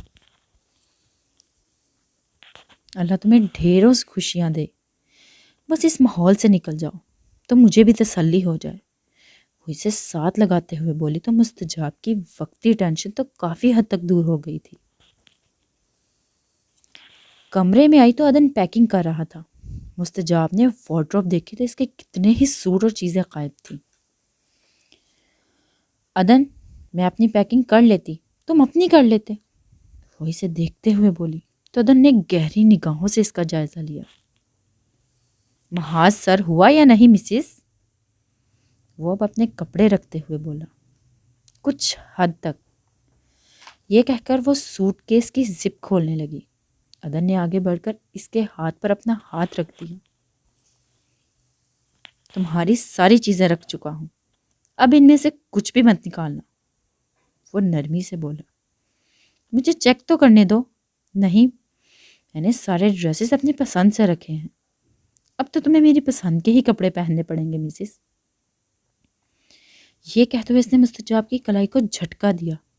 وہ اس کے ساتھ آ لگی، اس کے کان میں کچھ سرگوشی کی تو عدن کے سینے پر مکے برسانے لگ گئی۔ بہت ظالم ہو، وہ ہنستے ہوئے بولا، اور تم انتہائی بے شرم ہو۔ اس نے اس کی گرفت سے نکلنے کی کوشش کی لیکن بے سود۔ شرم اب کہہ رہی ہو کہ مستجاب کے ہوتے ہوئے مجھے رخصت کر دو؟ اب کیا کروں؟ تم دونوں میں سے ایک کو رخصت کر سکتا ہوں، تمہیں تو اپنے سے دور کرنے کا سوچ بھی نہیں سکتا، اسی لیے اب اسی کو دور کر رہا ہوں، وہ اس کی آنکھوں میں دیکھتے ہوئے بولا تو وہ نظریں جھکا گئی۔ باتیں بنانا تو کوئی تم سے سیکھے، وہ اب زیر لب مسکراتے ہوئے بولی۔ عدن تھوڑا سا اس کی طرف جھکا لیکن وہ سرحد سے پیچھے ہٹی تھی۔ اچھا، میں کچھ بھی نہیں نکالوں گی، بس مجھے دیکھ لینے دو، وہ یہ کہہ کر اسے سوٹ کیس کی زپ کھولی اور اپنی چیزیں دیکھنے لگی۔ یہ دیکھ کر وہ حیران رہ گئی کہ اس کی کوئی بھی چیز مس نہیں تھی۔ کچھ مس ہے تو بتاؤ، وہ اب شرارت سے بولا۔ ہاں ہے نا، شرم، جو تم میں نہیں، وہ زپ بند کرتے ہوئے بولی تو اس کے انتہائی قریب آ کر کھڑا ہوا۔ مجھے لگتا ہے کہ مجھے اپنا پروگرام ابھی ہی سٹارٹ کر دینا چاہیے۔ عدن کی گہری نگاہوں کے واضح جذبات اسے اپنے آپ میں سمٹ جانے پر مجبور کر گئے۔ اگر صبح جلدی نکلنا ہے تو مجھے سونے دو، یہ کہہ کر وہ بیڈ کی طرف بڑھی۔ میں نے آج تک تمہیں تنگ نہیں کیا، لیکن اب دل کر رہا ہے تو میں تنگ کروں، وہ دونوں سوٹ کے سائڈ پر رکھتے ہوئے بولا اور آ کر اس کے پاس بیٹھ گیا۔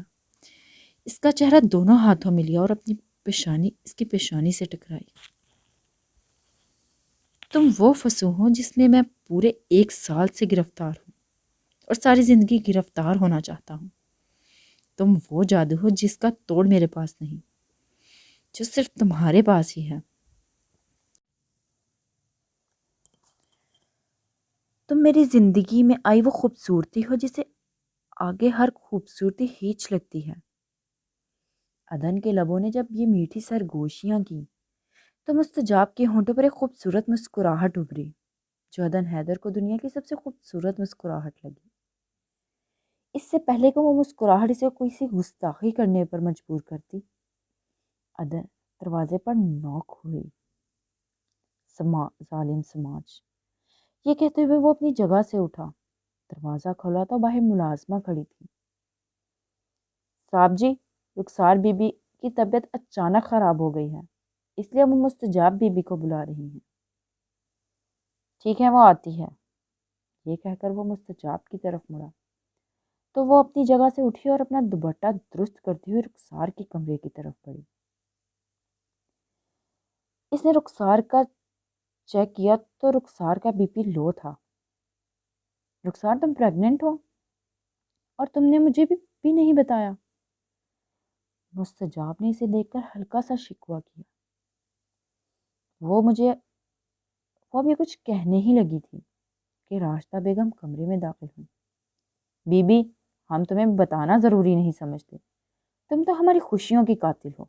پورا سال ہو گیا ہے، تمہاری گود بالکل سونی ہے، اور میں نہیں چاہتی تمہارا مانوس سایہ میری بہو پر پڑے۔ یہ تو پاگل ہے جس نے تمہیں بلاوا بھیجا۔ راستہ اسے دیکھ کر انگارے چبانے لگی، تو مستجاب نے بڑی مشکل سے اپنے جذبات کو قابو کیا۔ جواب تو میں آپ کو بڑے اچھے طریقے سے دے سکتی ہوں، لیکن آپ عدن کی ماں ہیں، اس لیے اب آپ کا لحاظ کر جاتی ہوں۔ یہ کہہ کر وہ ملازمہ کی طرف مڑی۔ تو نہ کرو لحاظ، تم جیسی زبان دراز لڑکی پر یہ لفظ سوٹ نہیں کرتا۔ راستہ بیگم پھر شروع ہو چکی تھی، لیکن مستجاب نے اس کی کسی بھی بات کا جواب نہ دیا، اور وہ ملازموں کو ضروری ہدایت دے کر اپنے کمرے میں چلی آئی۔ عدن سونے کے لیے لیٹ چکا تھا۔ کیا ہوا، منہ کیوں لٹکا ہوا ہے؟ وہ اس کے چہرے کی طرف دیکھتے ہوئے بولا۔ کچھ نہیں۔ یہ کہہ کر وہ اپنی جگہ پر آ کر لیٹ گئی تو عدن کچھ پریشان ہوا تھا، بے ساختہ اس کے قریب آیا۔ رخسار کو کیا ہوا ہے؟ کچھ نہیں، ذرا بی پی لو تھا۔ وہ پریگننٹ ہے، اور مجھے اس لیے نہیں بتایا گیا کہ آپ کی والدہ کی نظر میں منحوس ہوں، جس کی گود پورے 1 سال سے سونی پڑی ہے۔ وہ غصے میں سب کو کہتے چلی گئی۔ اس کی آخری بات پر عدن کے چہرے پر ایک جاندار مسکراہٹ ابھری تھی، جس پر مستجاب کو بڑی تپ چڑھی تھی۔ میں نے کوئی لطیفہ سنایا جو تم ہنس رہے ہو؟ بولنا تھا نا کہ تھوڑے مہینوں بعد میری بھی گود ہری ہو جائے گی۔ وہ اس پر کمفرٹ درست کرتے ہوئے شرارت سے بولا۔ عدن، مجھے پہلے ہی بڑا غصہ ہے، تم مزید میرا دماغ خراب مت کرو۔ مستجاب یہ کہہ کر اس کی طرف کروٹ لے گئی تھی۔ یار، تمہیں میری ماں کی باتیں کڑوی کسیلی بات میری وجہ سے برداشت کرنی ہوگی۔ پلیز ان سے بدتمیزی مت کرنا، یہ میری ریکویسٹ سمجھ لو۔ وہ اس کے بازو پر اپنا سر ٹکاتے ہوئے بولا۔ صرف تمہاری وجہ سے چپ کر کے آ گئی ہوں۔ اچھا، میں سونا چاہتی ہوں، تم بھی سو جاؤ۔ یہ کہہ کر اس نے اپنی آنکھیں بند کی تو عدن بھی چپ کر کے لیٹ گیا۔ ماں کے رویے سے تو وہ بھی پریشان تھا، کیونکہ مستجاب راستہ کو ایک آنکھ نہ باتی تھی، اور اسے سمجھ نہیں آ رہی تھی وہ ایسا کیا کرے جس سے راستہ اور مستجاب کے درمیان جاری جنگ اختتام پذیر ہو۔ رضا بخاری کی طبیعت کچھ ٹھیک نہیں تھی، اس لیے وہ ابھی تک سو رہا تھا۔ جائشہ نے 2-3 دفعہ آواز بھی دی، لیکن وہ نہ اٹھا۔ پھر وہ سر جھٹک کر تیار ہونے لگی۔ تیار ہو کر وہ رضا کے پاس آ بیٹھی، جو بڑے آرام سے سو رہا تھا۔ میں آفس جا رہی ہوں، آپ کب آئیں گے؟ وہ اس کے بازوؤں سے سر اٹھاتے ہوئے بولی، تو ایک دم سے رضا نے اپنی آنکھیں کھولی۔ آج کیا سارا دن سونے کا ارادہ ہے؟ ہلکا سا مسکراتے ہوئے بولی، تو ایک دم ہلکا سا تبسم رضا کے لبوں کو چھو گیا۔ بس کچھ طبیعت ٹھیک نہیں لگ رہی، لیکن اب ٹھیک ہو گئی ہے۔ وہ اٹھ کر اس کی طرف دیکھتے ہوئے بولا۔ میں جا رہی ہوں، آپ ناشتہ کر کے آ جائیے گا۔ وہ بیڈ سے اٹھتے ہوئے بولی، میرے ساتھ چلنا، 10 منٹ میں فریش ہو کر آتا ہوں۔ یہ کہہ کر وہ واش میں گھس گیا، اور وہ باہر نکلا تو جائشہ ایک ضروری فائل کا مطالعہ کر رہی تھی۔ چلیں؟ وہ دروازے کی طرف بڑھتے ہوئے بولا۔ پہلے آپ ناشتہ کریں، پھر چلتے ہیں۔ وہ فائل کو بیگ میں رکھتے ہوئے بولی۔ ناشتہ کرنے کو جی نہیں چاہ رہا، تم آ جاؤ، میں گاڑی میں انتظار کر رہا ہوں۔ یہ کہہ کر وہ گاڑی میں آ بیٹھا تو وہ بھی اس کے پیچھے ہی چلی آئی۔ آپ سے ایک ضروری بات کرنی تھی، وہ پرسوچ انداز میں بولی، تو رضا نے سامنے سے نظریں ہٹا کر ایک لمحے کو اسے دیکھا۔ ہاں بولو۔ میں چاہ رہی تھی کہ مدثر کا نکاح کومل سے کر دوں۔ ان سلسلے میں میری مدثر سے بات ہوئی ہے، جس پر وہ بہت خوش ہوا ہے، اور میں نے کومل سے بھی پوچھا تھا، اس نے بھی اپنی رضامندی دے دی۔ وہ اسے تفصیل بتاتے ہوئے بولی۔ اچھا، تو آج کل میری بیگم صاحبہ رشتہ کروا رہی ہیں؟ بہت اچھی بات ہے، نیک کام ہے، دیر کیسی؟ رضا بخاری ہلکا سا مسکراتے ہوئے بولا، تو جائشہ کئی لمحوں تک اسے دیکھتی رہی۔ اس کی پہلی دفعہ اس طرح کے طرز تخائف پر وہ کچھ پریشان اور حیران ہوئی تھی۔ اس کے چہرے کی مسکراہٹ سے تو جائشہ کو اپنا دل اپنے قابو سے باہر ہوتا ہوا محسوس ہوا۔ کیونکہ مسکراتے ہوئے رضا بخاری کے ایک گال پر ڈمپل پڑتا تھا جس سے وہ بہت ہی اچھا لگتا تھا۔ جائشہ کے سامنے وہ بہت کم مسکراتا تھا، بلکہ رانیہ کے جانے کے بعد تو اس نے کبھی رضا بخاری کے چہرے پر مسکراہٹ نہیں دیکھی تھی۔ رضا بخاری نے اسے دیکھا تو اس نے اپنی نگاہوں کا مرکز بدل دیا، جس پر اس کے چہرے کی مسکراہٹ مزید گہری ہو گئی۔ یو کین کنٹینیو، میں نے کچھ نہیں دیکھا، رضا ہلکا سا مسکراتے ہوئے بولا۔ تو جائشہ حیران در حیران ہو رہی تھی۔ آپ کو ہی دیکھنا میرا حق ہے، آپ چاہیں مجھے اپنے آپ کو دیکھتے ہوئے دیکھ لیں، مجھے اس سے کوئی فرق نہیں پڑتا بخاری صاحب۔ جائشہ کہاں پیچھے رہنے والی تھی۔ اس بات پر رضا بخاری ہلکا سا کہکا لگاتے ہوئے ہنسا تو جائشہ کو لگا ہر طرف کوئی بہار سی آ گئی ہے، اس کی بھی مسکراہٹ گہری ہو گئی۔ جب وہ آفس میں اکٹھے داخل ہوئے تو کئی نگاہوں کا مرکز بنے، کیونکہ وہ آفس میں بہت کم اکٹھے آتے تھے۔ بیگم صاحبہ میرے روم میں آئیں ذرا، رضا بخاری یہ کہہ کر اپنے کیبن میں داخل ہوا اور جائشہ ایک انجانی خوشی محسوس کرتے ہوئے اپنے کیبن میں گئی۔ کتنے ہی لمحے تک اپنے دل کو سنبھالتی رہی، کیونکہ آج وہ رضا بخاری کی باتیں اسے اندر تک گھائل کر رہی تھیں۔ پھر کچھ ایک دم سے یاد آنے پر افسردہ ہو گئی۔ شاید میرے دکھوں کی کہانی سن کر مجھ پر مہربان ہو رہے ہیں، یہ سوچ آتے ہی وہ اندر تک ڈسٹرب ہو گئی تھی۔ فون پر بیل ہوئی۔ تمہیں میں نے کیا بولا تھا، جلدی آؤ۔ دوسری طرف رضا بخاری نے یہ کہہ کر فون بند کر دیا تو وہ بوجھل دل کے ساتھ اس کے کیبن میں آئی۔ رضا بخاری اپنے سامنے لیپ ٹاپ رکھے کچھ ٹائپ کر رہا تھا۔ اسے دیکھ کر اشارے سے قریب بلایا۔ اس کو دیکھنا ذرا، اس رپورٹ کی مجھے سمجھ نہیں آ رہی اور ابھی شاید کمپلیٹ بھی نہیں ہے، رضا نے اسے دیکھ کر کہا تو وہ اس کے قریب آ کر رکی۔ کتنی ہی دیر تک وہ کھڑی دیکھتی رہی اور رضا بخاری اسے دیکھتا رہا، جو پنک کلر میں بالکل پنک ہی گڑیا لگ رہی تھی۔ پنک کلر کے سکارف سے کالے بالوں سے یہ لٹیں بار بار چہرے پر آ رہی تھیں، جنہیں وہ سرحد سے ساتھ ساتھ پیچھے کر رہی تھی۔ ایک دم رضا بخاری بے اختیار ہوا تھا، اٹھ کر اس کے بالوں کو اس کے کانوں کے پیچھے کیا تو اس کے لمس پر جائشہ کی دھڑکنوں نے بہت زور کی سپیڈ پکڑی تھی اور اس کو دونوں کندھوں سے تام کر اپنی چیئر پر بٹھایا۔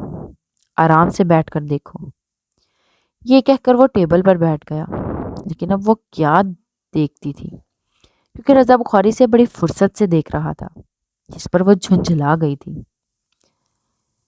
میں یہ اپنے کیبن میں لے جاتی ہوں، آپ کو پوری رپورٹ تیار کر کے دے جاؤں گی، یہ کہہ کر وہ جانے لگی تھی، لیکن رضا نے پھر اس کو کندھوں سے تھام کر چیئر پر بٹھایا۔ کیوں نروس ہو رہی ہو؟ رضا بخاری اب اس کی حالت سے لطف لیتے ہوئے بولا۔ میں کیوں نروس ہونے لگی؟ آپ کے لیپ ٹاپ پر کام کرنے کے لیے آپ کی چیئر پر بیٹھنا ضروری ہے کیا؟ وہ اب رضا بخاری کو دیکھتے ہوئے بولی۔ ہاں ضروری ہے، وہ اسے محبت سے دیکھتے ہوئے بولا۔ مجھے لگتا ہے کہ آج آپ نے ناشتہ نہیں کیا، اس لیے بہکی بہکی باتیں کر رہے ہیں، وہ لیپ ٹاپ پر نظریں جمائے ہوئے بولی۔ ابھی تو میں نے کوئی بہکی بہکی بات ہی نہیں کی، وہ جائشہ کے بالکل قریب آ کر بولا۔ جائشہ کے پورے جسم میں جیسے کرنٹ سا دوڑ گیا تھا۔ مجھے لگ رہا ہے سر، آپ جان بوجھ کر میرا اور اپنا وقت ضائع کر رہے ہیں، بہت کام ہے اس لیے پلیز مجھے اپنے کیبن میں جانے دیں، وہ بے بسی سے بولی تھی۔ میں یہ جان بوجھ کر تو نہیں کر رہا جائشہ، بلکہ بے اختیاری میں ہو رہا ہے، وہ اب پر معنی خیز نظر ڈالتے ہوئے بولا۔ مجھے لگتا ہے ایسی باتیں گھر پر ہونی چاہیے۔ مثلاً کیسی باتیں؟ کچھ وضاحت کرو گی؟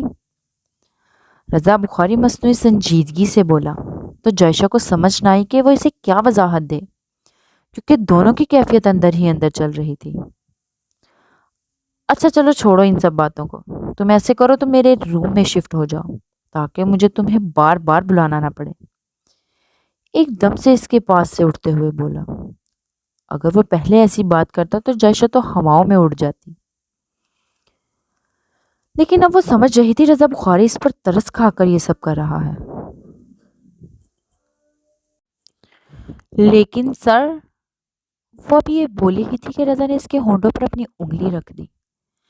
آج سے سر نہیں بلکہ میرا نام لیا کرو۔ رضا اس کی آنکھوں میں دیکھتے ہوئے بولا تو جیشا نے سر اٹھا کر اس کی آنکھوں میں دیکھا، لیکن زیادہ دیر تک اس کی آنکھوں میں نہ دیکھ سکی۔ اچھا میں ذرا ضروری کام سے جا رہا ہوں، دوپہر تک آ جاؤں گا۔ اتنی دیر تک تم سب سنبھال لینا۔ یہ کہہ کر وہ اسے حیران کرتے ہوئے اپنے کیبن کا دروازہ کھول کر باہر نکل گیا، اور وہ کتنی ہی دیر تک اپنی حیرت پر قابو پانے کی کوشش کرتی رہی۔ عدن حیدر نے سوات کا اتنی دور کا سفر اپنی گاڑی میں ہی طے کرنے کا فیصلہ کیا تھا۔ وہ بڑے خوشگوار موڈ میں ڈرائیونگ کر رہا تھا، ساتھ میں دھیمے سروں پر نصرت فتح علی خان کی خوبصورت غزل لگی ہوئی تھی۔ غم ہے یا خوشی ہے تو میری زندگی ہے تو میری ساری عمر میں ایک ہی کمی ہے تو۔ عدن نے ڈرائیونگ کرتے ہوئے اس پر ایک بھرپور نظر دوڑائی، وہ بھی مسکرانے لگ گئی۔ یہ شعر سننے کے بعد اس نے میوزک بند کر دیا۔ کیا تم وہی ہو مستجاب؟ میں تو وہ عدن نہیں رہا، اسے سوالیہ نظروں سے دیکھتے ہوئے بولا تو مستجاب نے نفی میں سر ہلا دیا، جس پر عدن کے لبوں پر ایک مسکراہٹ مزید گہری ہو گئی۔ اس طرح وہ ہنستے مسکراتے اپنی منزل مقصود پر پہنچ گئے۔ کئی گھنٹوں کی مسافت نے دونوں کو تھکا دیا تھا۔ کھانا وہ رستے میں کھا چکے تھے۔ یہ 3 کمروں کا ایک خوبصورت سا فلیٹ تھا جو کہ عدن کے دوست کا تھا۔ بہت اچھی ترتیب اور سلیقے سے ہر چیز پڑی ہوئی تھی۔ موسم میں کافی خنکی تھی۔ مستجاب تم آرام کرو، میں تھوڑی دیر میں آتا ہوں۔ عدن فریش ہو کر باہر نکلا تو اسے دیکھتے ہوئے بولا ابھی کہاں جا رہے ہو؟ وہ ایک دم سے بدمزہ ہوئی تھی۔ کچھ ضروری کام ہے اس لیے جا رہا ہوں، ڈونٹ وری، تم سو جاؤ، تھوڑی دیر تک آتا ہوں۔ یہ کہتے ہوئے اس نے اسے بیڈ پر لٹایا اور اس کے اوپر کمبل سیدھا کر کے باہر نکل گیا۔ مستجاب تھکی ہوئی تھی، وہ تھوڑا دیر بعد سو گئی۔ تقریباً وہ 1 گھنٹے بعد اس کو گہری نیند میں پایا۔ وہ بھی اس کے قریب لیٹ گیا اور وہ کتنی ہی دیر تک اس کی نظریں اس کے خوبصورت چہرے کا طواف کرتی رہی۔ وہ بھی تھک چکا تھا، اس لیے تھوڑی ہی دیر بعد گہری نیند میں چلا گیا۔ روحی اور ارسلان کے بیچ کے تعلقات بہت کشیدہ چل رہے تھے۔ روحی بھی لیٹ نائٹ گھر آتی تھی، جبکہ میر ارسلان نے اس کی پرواہ کرنی چھوڑ دی تھی۔ ابھی وہ سونے کے لیے لیٹا تھا کہ اس کے نمبر پر اس کے دوست کی کال آئی۔ ارسلان اپنی وائف کی ہی کچھ خبر لو، سیٹھ عامر اس کے پیچھے پاگل ہوا پڑا ہے اور ادھر آ کر بیشتر ڈرنک کرتی ہے، یہ نہ ہو سیٹھ عامر اس کی کمزوری کا فائدہ اٹھا لے۔ ابھی وہ اپنے آپ سے ہی بیگانہ ہو کر بیٹھی ہوئی ہے اور سیٹھ عامر سے شیشے میں اتارنے کی کوشش کر رہا ہے۔ اس کے دوست مرتضیٰ نے اسے فون کر کے بتایا تو میر ارسلان کی کنپٹیاں غصے سے سلگ اٹھی۔ میرے آنے تک تم روحی کا دھیان رکھو، میں بس تھوڑی دیر تک پہنچتا ہوں۔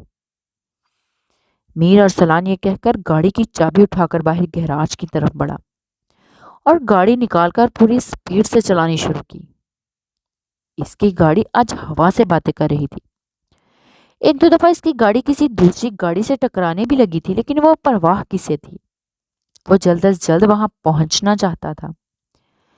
جب وہ کلب پہنچا تو سامنے کا منظر دیکھ کر اس کا فشار خون ایک دم بلند ہو پہنچا تھا۔ روحی اپنے آپ سے بھی بیگانہ ہو کر صوفے پر دراز تھی، جبکہ اس کا لباس اس کے خوبصورت جسم کو اور نمایاں کر رہا تھا اور سیٹھ عامر ندیدوں کی طرح اس کے سراپے کو گھور رہا تھا۔ وہ بہانے بہانے کبھی اس کا بازو پکڑ رہا تھا تو کبھی ہاتھ۔ روحی کے لبوں پر صرف میر ارسلان کا نام تھا۔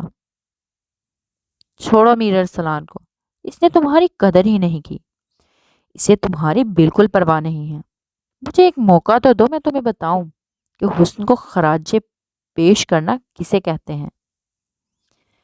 سیٹھ عامر خباثت سے بولا۔ اتنے میں میر ارسلان اس کے سر پر پہنچ چکا تھا۔ اس نے سیٹھ عامر کو اس کے گریبان سے پکڑ کر کھینچ کر ایک زوردار تھپڑ اس کے گال پر دے مارا، جس پر وہ حواس باختہ ہو کر اسے دیکھنے لگا۔ تمہاری جرت کیسے ہوئی میری بیوی پر غلط نظر رکھنے کی؟ وہ چیختے ہوئے بولا۔ اتنے میں میر ارسلان دوست نے ارسلان کا بازو پکڑ کر اس کا غصہ ٹھنڈا کرنا چاہا۔ کبھی بیوی کی خبر ہی لے لو، جو کتنی دیر تک ادھر بیٹھ کر ہم جیسوں کی آنکھوں کو لبھاتی ہے۔ شاید تم میں وہ گٹس نہیں رہے اب ارسلان، وہ طنزیہ مسکراہٹ لیے ہوئے بولا۔ میں تمہاری جان لے لوں گا کلیز انسان، وہ غصے سے کہتے ہوئے آگے بڑھا، لیکن اس کے دوست مرتضیٰ نے اسے آ کر مضبوطی سے پکڑ لیا۔ چھوڑو ارسلان، تم بھابھی کو لے کر گھر جاؤ۔ اس نے یہ کہا تو وہ آنکھوں میں شعلے لیے روحی کی طرف بڑھا، جو بڑے طنزیہ میز انداز میں ارسلان کو گھور رہی تھی۔ وہ غصے سے کھینچتا ہوئے اسے باہر لے آیا اور فرنٹ سیٹ پر لا کر پٹخا۔ چھوڑو مجھے، تم بہت گھٹیا ہو ارسلان، پتا ہے میں تم سے کتنی محبت کرتی ہوں، تم میرے ساتھ جانوروں جیسا سلوک کرتے ہو۔ روحی بے خودی کے عالم میں یہ سب کہہ رہی تھی، جبکہ میر ارسلان اذیتوں میں گر گیا تھا۔ اس کی بے توجہیوں نے روحی کو کس مقام پر لا کھڑا کیا تھا۔ اس نے روحی کے گرد سیٹ بیلٹ باندھ کر سیدھا ہونے لگا کہ روحی نے اپنا سر اس کی گود میں رکھ دیا۔ آئی لو یو ارسلان، یہ کہہ کر وہ کہکا لگانے لگی۔ میر ارسلان نے بڑے آرام سے اپنی گود سے سر اٹھایا اور گاڑی سٹارٹ کی۔ پھر گھر پہنچ کر اس نے اس کا سائڈ کا دروازہ کھولا اور اسے سہارا دیتے ہوئے کمرے میں لے آیا۔ میرے پاس آؤ نا ارسلان، پتا ہے میں تمہیں کتنا مس کرتی ہوں، تمہیں ڈھیر سارا پیار کرنا چاہتی ہوں، لیکن تم موقع ہی نہیں دیتے۔ وہ اپنی باہیں پھیلائے ہوئے اسے بلا رہی تھی۔ میر ارسلان پاکٹ سے اپنا موبائل اور گھڑی اتار کر سائڈ ٹیبل پر رکھ کر اس کے پاس آیا اور اسے پیار سے اپنے ساتھ لگا لیا۔ آئی ایم سوری روحی، میں تم سے بہت شرمندہ ہوں، کوشش کروں گا اب اپنا رویہ بہتر کروں، وہ اس کے بالوں میں نرمی سے انگلیاں چلاتے ہوئے بولا تو وہ مسکرا دی۔ پھر میر ارسلان اپنے پیار کی شدتوں کی بارش کرنے لگی، جس پر وہ ہونک بنا رہ گیا، کیونکہ وہ کہاں اپنے آپ کو اس کے اتنے پیار کے قابل سمجھتا تھا۔ گڈ مارننگ مسز، عدن بڑے پیار سے مستجاب کو مخاطب کرتے ہوئے بولا تو اس نے اپنی آنکھیں کھول دیں۔ کیا ٹائم ہوا ہے عدن؟ وہ اسے دیکھتے ہوئے بولی۔ 10 بج چکے ہیں، سوروں کی بھوک لگی ہے، ہر چیز فریج میں پڑی ہوئی ہے، اٹھ کر ناشتہ بنا لو۔ عدن ہیڈڈ ڈریسنگ کے سامنے اپنے بالوں کو کنگھی کرتے ہوئے بولا۔ بلیک جینز اور وائٹ شرٹ پہنے وہ بڑا اچھا لگ رہا تھا۔ آج تو بڑا سوئی ہو، یہ کہہ کر وہ فریش ہونے کے لیے چلی گئی۔ پھر اس نے ناشتہ بنایا، جو دونوں نے بڑے آرام سے کیا۔ ناشتے سے فارغ ہونے کے بعد عدن ایک بیگ اٹھا لایا اور اس کو کھولا۔ اس میں کیا ہے عدن؟ اس نے تجسس سے پوچھا تو عدن کے چہرے پر ایک مسکراہٹ آئی۔ اپنی دلہن کے لیے دلہے کی طرف سے خوبصورت تحفہ، یہ کہتے ہوئے اس نے ایک وائٹ کلر کی خوبصورت فراک اس کے سامنے کی، جو کہ نہایت ہی خوبصورت تھی۔ مستجاب وہ فراک دیکھ کر بڑی خوش ہوئی تھی۔ کتنی خوبصورت ہے، واو، میری ڈول سے زیادہ خوبصورت نہیں، تم پہنو گی تو اس کی خوبصورتی کو 4 چاند لگ گئیں گے۔ اس نے شام کو یہ پہننا اور ساتھ میں ڈائمنڈ کا سیٹ پہننا۔ میں آج رات تمہیں بہت خوبصورت دیکھنا چاہ رہا ہوں، سمجھ رہی ہو نا میری بات؟ وہ اس کو کندھوں سے اپنے ہاتھوں کا دباؤ بڑھاتے ہوئے بولا۔ مستجاب کو اس کی آنکھوں سے نکلتے ہوئے وارے رفتہ جذبات نظر آ رہے تھے۔ وہ بے اختیار مسکرا دی، لیکن کچھ یاد آنے پر ایک دم سنجیدہ ہوئی تھی۔ عدن تم سے ایک بات کرنا چاہ رہی تھی، وہ ہچکچاتے ہوئے بولی۔ کون سی بات؟ تم بغیر ہچکچائے ہر بات کر سکتی ہو مستجاب۔ وہ اس کا ہاتھ پکڑ کر صوفے پر لے آیا اور اس کے اپنے ساتھ بٹھا لیا۔ میں یہ کہنا چاہتی تھی کہ ہم لندن شفٹ ہو جاتے ہیں، عدن کی آنکھوں میں دیکھتے ہوئے بولی تو ایک دم سے عدن کے چہرے پر ناگوار تاثرات ابھرے تھے۔ اب یہ تمہارے دماغ میں فضول خیال کہاں سے آیا؟ میں اپنے ملک میں ہی رہنا چاہتا ہوں، یہاں پر سے کبھی بھی موو نہیں کروں گا۔ وہ اس کے پاس سے اٹھتے ہوئے ٹھوس لہجے میں بولا۔ تم مستجاب بھی اٹھ گئی۔ مجھ سے کتنی محبت کرتے ہو عدن؟ وہ اس کے سامنے آ کر بولی۔ اگر میں اپنی محبت کو ناپ سکتا تو تمہیں ضرور بتاتا، کیونکہ میری محبت لامحدود ہے، نہ وہ کسی پیمانے میں آ سکتی ہے اور نہ میں اپنی زبان سے بیان کر سکتا ہوں۔ وہ اس کی آنکھوں میں دیکھتے ہوئے بولا۔ تو کیا اس محبت کی خاطر تم میری بات نہیں مان سکتے؟ وہ اب التجائیہ انداز میں بولی۔ اگر میں تم سے محبت کرتا ہوں تو یہ زمین میری ماں ہے اور مجھے ایسی کوئی مجبوری نہیں میں اپنی ماں کو چھوڑ کر جاؤں، کیونکہ میں اپنے وطن سے بہت محبت کرتا ہوں، اور پلیز اس طرح کی بات آئندہ مت کرنا۔ آخر میں وہ درشتگی سے بولا تو مستجاب کو بھی غصہ آ گیا۔ جن سے محبت کی جاتی ہے ان کی باتیں بھی مانی جاتی ہیں عدن، وہ تیز لہجے میں بولی۔ ٹھیک کہہ رہی ہو، اپنے بارے میں کیا خیال ہے؟ اگر تم مجھ سے محبت کرتی ہو تو یہ بات سمجھ لو، میری خوشی یہاں رہنے میں ہے۔ وہ سنجیدگی سے بولا۔ شام کو تیار رہنا، تمہیں کہیں لے کر جانا ہے۔ یہ کہہ کر وہ باہر والے دروازے کی طرف بڑھا۔ مجھے تمہارے ساتھ کہیں نہیں جانا عدن۔ یہ کہہ کر وہ غصے سے اپنے کمرے کی طرف بڑھی تو وہ بھی اسے غصے سے دیکھتا ہوا باہر نکل گیا۔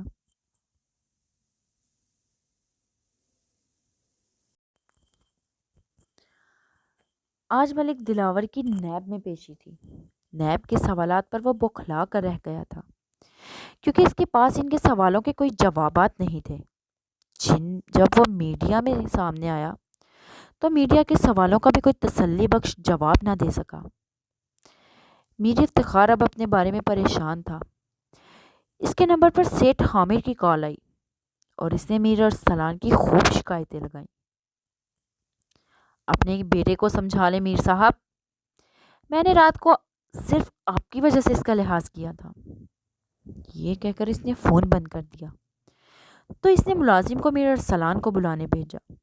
میر ارسلان تھوڑی دیر پہلے ہی بیدار ہوا تھا، باپ کے بلاوے کا سن کر کچھ پریشان ہوا تھا۔ تم نے سیٹھ حامر کو ہاتھ اٹھایا؟ وہ میر ارسلان کو دیکھ کر غصے سے بولا۔ شکر کرے صرف ہاتھ اٹھایا ہے، اسے قتل نہیں کیا۔ اگر میں اسے قتل بھی کر دیتا تو مجھے افسوس نہ ہوتا۔ وہ بڑے آرام سے بولا۔ منہ بند کرو ارسلان، میں تمہاری حرکتوں سے تنگ آ چکا ہوں۔ کہاں کہاں سے مجھے شرمندہ کرواؤ گے؟ میر افتخار تو پہلے ہی تپا ہوا تھا۔ ارسلان کی بات نے اس کا میٹر ہی گھما دیا۔ وہ آپ کی بہو اور اکلوتی بھتیجی پر بری نظر رکھے ہوئے تھا۔ اس کو سبق سکھانا ضروری تھا، جو بہت ہی کم سکھایا گیا ہے۔ اگر اسے ٹھیک طرح سبق سکھا دیتا تو وہ میری شکایتیں نہ لگاتا پھرتا۔ یہ کہہ کر وہ اپنے باپ کو حیران چھوڑ کر سیڑھیاں پھیلانگتے ہوئے اپنے کمرے کی طرف بڑھا۔ روحی فریش ہو کر اپنے بالوں میں کنگھی کر رہی تھی۔ میر ارسلان نے آ کر اسے پیچھے سے اپنی گرفت میں لے لیا تو روحی نے تیوٹیاں چڑھائیں اور اس سے گرفت سے نکلنے کے لیے مزاحمت کرنے لگی۔ رات کو تو بڑی مہربان ہو رہی تھی، تمہارے جنون کی نشانیاں دکھا سکتا ہوں۔ وہ شیشے میں اس کا عکس دیکھتے ہوئے بولا۔ روحی کو اپنے اوپر افسوس ہونے لگا کہ اس نے ڈرنک کیوں کیا تھا۔ آئندہ تم کلب نہیں جاؤ گی اور شراب کو تو تم بالکل بھی نہیں ہاتھ لگاؤ گی۔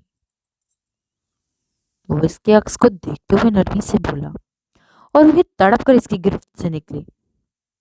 تم مجھ پر پابندیاں نہیں لگا سکتے ارسلان، میں جو مرضی کروں۔ وہ غصے سے پھنکارتے ہوئے بولی۔ کیوں اس طرح سچ سمجھ کر غیر مردوں کی تفریح کا سامان بنتی ہو؟ اگر رات کو میں وقت پر نہ پہنچتا تو سیٹھ عامر… اس سے آگے وہ کچھ کہہ نہ سکا۔ اپنی بات مکمل کرو نا ارسلان، اب اسے زخمی نظروں سے دیکھتے ہوئے بولی۔ اچھا میں مکمل کر دیتی ہوں، تم بھی تو میرے جسم کو نوچتے ہو، اگر کوئی اور نوچ لے گا تو اس سے کیا فرق پڑے گا؟ اسے چیختے ہوئے بولی تو میر ارسلان کا ایک تھپڑ اس کا گال مجروح کر گیا۔ تمہاری زبان کھینچ لوں گا، آئندہ تم رات کے ٹائم باہر نکل کر دکھاؤ، ٹانگیں توڑ دوں گا تمہاری۔ وہ اسے قہر برساتی نظروں سے دیکھتے ہوئے یہ سب کہہ کر کمرے سے باہر نکل گیا اور وہی تیر نشانے پر لگ جانے پر بے ساختہ ہنسنے لگی، لیکن اس ہنسی میں بھی آنسو تھے۔ رضا بخاری کافی رات گئے گھر لوٹا۔ لاؤنج میں سب بیٹھے ہوئے تھے۔ مدثر اور کومل کو سامنے سامنے صوفے پر بیٹھے دیکھ کر وہ سارا ماجرا سمجھ گیا کہ کون سی ضروری میٹنگ چل رہی ہے۔ پاپا، آنٹی اور انکل مدثر کی شادی ہوگی۔ حنان بھاگ کر رضا سے لپٹ گیا اور خوشی خوشی بتانے لگا۔ رضا بخاری بھی زیر لب مسکرانے لگا۔ اور ہم ڈھولکی بھی بجائیں گے، طیبہ جوش میں آ کر بولی تو جیشا مسکرانے لگی۔ وہ چلتا ہوا اپنی ماں کے قریب آیا، ماں کے کندھے پر سر رکھ دیا جس پر مہرالنساء نے اپنے بیٹے کا ماتھا چوما۔ کھانا لگواؤں؟ وہ ایک دم سے صوفے سے اٹھتے ہوئے بولی۔ ہاں، میں ذرا فریش ہو جاؤں، کمرے میں لے آؤ۔ یہ کہہ کر وہ اپنے کمرے کی طرف بڑھا تو وہ کھانا ٹرے میں سجا کر کمرے میں لے آئی۔ تم نے کھا لیا؟ وہ تولیے سے بال خشک کرتے ہوئے بولا۔ ہم سب نے کھا لیا ہے، اب ذرا لیٹ ہو گئے ہیں۔ وہ بیڈ پر بیٹھتے ہوئے بولی۔ رضا بخاری شرٹ پہن کر اس کے پاس ہی آ بیٹھا اور کھانا کھانے لگا۔ کب ہو رہی ہے شادی پھر مدثر صاحب کی؟ وہ دلچسپی سے بولا۔ ادن اور مستجاب سے بات کر کے ہی ڈیٹ فائنل کریں گے۔ یہ کہہ کر وہ اپنا موبائل کھول کر اپنی میلز چیک کرنے لگا۔ نظروں کی تپش کا احساس ہوا تو ایک دم رضا بخاری کو سر اٹھا کر دیکھا جو اسے ہی دیکھ رہا تھا، جس پر وہ تھوڑا سا نروس ہوئی تھی۔ لائٹ سے آسمانی کلر کی خوبصورت شلوار اور سٹائلش قمیض میں وہ دوپٹہ ایک سائڈ پر ڈالے بہت اچھی لگ رہی تھی۔ ایسے کیا دیکھ رہے ہیں آپ؟ وہ پر اعتماد سے رضا کو دیکھتے ہوئے بولی۔ تمہیں کوئی اعتراض ہے؟ وہ الٹا اسی سے سوال کر گیا جس پر وہ ایک لمحے کو گڑبڑا کر رہ گئی۔ مجھے کیوں اعتراض ہونے لگا؟ اور سر جھٹک کر پھر موبائل میں گھس گئی اور وہ کھانا ختم کر چکا تھا اور ٹیبل پر برتن رکھ کر اس کے پاس آ بیٹھا۔ بہت اچھی لگ رہی ہو، اس لیے دیکھ رہا تھا، بس صوفے کی پشت پر پھیلائے ہوئے بولا۔ ایک لمحے کے لیے جائشہ کی دھڑکنیں بے قابو ہوئی تھیں، لیکن جلد ہی اس نے اپنے اوپر قابو پا لیا۔ رضا بخاری اس کے اندر کی صورتحال سمجھنے میں ناکام تھا۔ کیا ہوا؟ صبح سے نوٹ کر رہا ہوں تم مجھ سے گریز برت رہی ہو، کیوں جائشہ؟ وہ اب اپنے دل کی بات زباں پر لے آیا تھا۔ میں کیوں آپ سے گریز برتوں گی؟ وہ نگاہیں چراتے ہوئے بولی۔ کوئی بات تو ہے جو مجھ سے چھپا رہی ہو۔ جب دور بھاگتا تو قریب آتی تھی، اور اب جب میں قریب آنا چاہتا ہوں تو تم دور بھاگ رہی ہو۔ رضا بخاری نے کھل کر وضاحت کی تو ایک لمحے کے لیے وہ سٹ پٹا کر رہ گئی۔ سر، اب اس کی منہ میں ہی یہ بات تھی۔ رضا بخاری نے پھر اس کے ہونٹوں پر انگلی رکھ دی۔ صبح بھی منع کیا تھا میرے نام سے بلایا کرو۔ اب اگر تم نے سر کہا تو میں تمہارا منہ بند کرنے کے لیے بہت اچھا طریقہ استعمال کر سکتا ہوں جو تمہیں ہمیشہ یاد رہے گا۔ وہ اس کے ہونٹوں پر انگلی رکھتے ہوئے بولا۔ جائشہ کا خون خشک ہونے لگا۔ میرا نام بولو۔ وہ اب دونوں ہاتھوں سے اس کے چہرہ اٹھاتے ہوئے بولا۔ جائشہ کے چہرے پر ایک دم سے لالی اتری تھی۔ وہ کہاں اس کی قربت کی عادی تھی۔ بولو میرا نام، نہیں تو کرو اپنا طریقہ استعمال۔ وہ اپنے ہونٹوں سے اس کے گالوں سے مس کرتے ہوئے بولا۔ رضا، وہ بے حد گھبرائے ہوئے لہجے میں بولی۔ تو رضا کہکا لگا کر ہنسنے لگا۔ رومانس کے معاملے میں تو بالکل ڈرپوک ہو۔ پہلے تو بڑی بہادر بنتی تھی، تمہاری وہی بہادری دیکھنا چاہتا ہوں۔ رضا بخاری اس کی گود میں سر رکھتے ہوئے دراز ہو گیا اور بڑے غور سے دلچسپی سے اس کے چہرے کے اتار چڑھاؤ کو دیکھنے لگا۔ وہ میں نے کچھ کام کرنا تھا، وہ بکھلا کر بولی تھی۔ یہ ٹائم صرف تمہارے شوہر کا ہے، سب سے زیادہ ضروری کام تمہارا مجھے خوش کرنا ہے۔ سمجھ رہی ہو میری بات؟ وہ اپنا چہرہ اٹھا کر اس کے چہرے کے نہایت ہی قریب لاتے ہوئے بولا، پلیز نہیں رضا، مجھے تنگ مت کریں۔ بے اختیاری میں پھر وہ سر کہنے لگی، لیکن زبان دانتوں تلے دبا گئی۔ اگلا جملہ بولی، میں نے ابھی تنگ کہاں کیا ہے میری جان۔ رضا نے اس کے دل کی جگہ پر ہاتھ رکھا جہاں پر اس کی دھڑکنیں سر پر بھاگ رہی تھی۔ معمول پر لاؤ اس دل کو۔ یہ کہتے ہوئے وہ اس کا گال پر بوسہ دیتے ہوئے اٹھ کھڑا ہوا، اور آج وہ رضا بخاری کی بے باکیوں پر بے ہوش ہونے والی تھی۔ تھوڑی دیر مما کے پاس جا رہا ہوں، اتنی دیر اپنے دل کو معمول پر لاؤ، کیونکہ اب تم سے دور رہنا مشکل لگ رہا ہے۔ رضا بخاری اس پر ایک معنی خیز نظر ڈالتے ہوئے دروازہ کھول کر باہر نکل گیا، اور وہ بستر پر گرنے کتنے ہی لمحے اپنی دھڑکنوں کو معمول پر لانے کی جد گئی۔ رضا بخاری، اب آپ کی ایک نگاہ الفت کے لیے تو میں بھی ترسی ہوئی ہوں، لیکن ایسے نہیں۔ کئی اذیتناک سوچ اس کے در واہ تھے، اور آنکھوں سے آنسو بھی ٹوٹ کر بکھرے تھے۔ تھوڑی دیر بعد وہ کمرے میں آیا تو وہ رو رہی تھی۔ وہ پریشانی سے اس کی طرف بڑھا، جیشا کیا ہوا؟ ایسے کیوں رو رہی ہو؟ اس کے چہرے پر آنسوؤں کے میٹھے میٹھے نشان دیکھتے ہوئے بولا، تو وہ بے اختیار اس کے سینے سے جا لگی اور رونے لگی۔ وہ اس صفادات پر گھبرا ہی تو گیا تھا۔